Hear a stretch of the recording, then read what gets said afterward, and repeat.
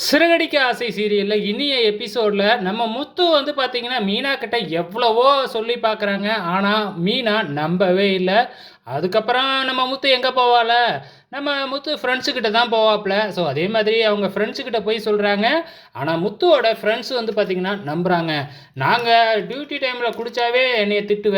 நாங்க நம்பாம இருக்கமாடா, நீ கண்டிப்பா குடிச்சிருக்க மாட்ட அப்படின்னு நாங்க நம்புறோம்." அப்படின்னு சொல்லிட்டு, நம்ம முத்துவோட ஃப்ரெண்ட்ஸு எல்லாருமே நம்புறாங்க.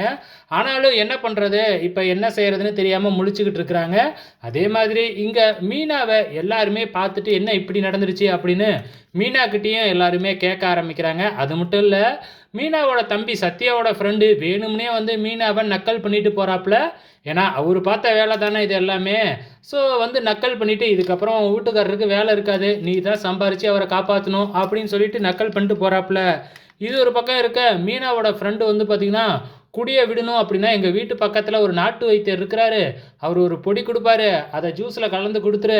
ஸோ, அதுக்கப்புறம் குடிக்கவே மாட்டாப்ல. என் வீட்டுக்காரர நீ பார்த்தல்ல, எப்படி குடிச்சாரு, இப்ப குடிக்காம வேலைக்கு போய்க்கிட்டு இருக்கிறாரு. அவரு குடுத்த பொடி தான் அப்படின்னு சொல்றாங்க.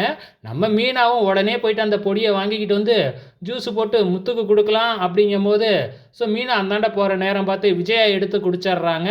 ஸோ, அத குடிச்சா என்ன ஆகும்? வயித்த கலக்க ஆரம்பிச்சுருமாட்டுக்கு. நம்ம விஜயாவுக்கு வவுத்து வலி எடுத்துருச்சு.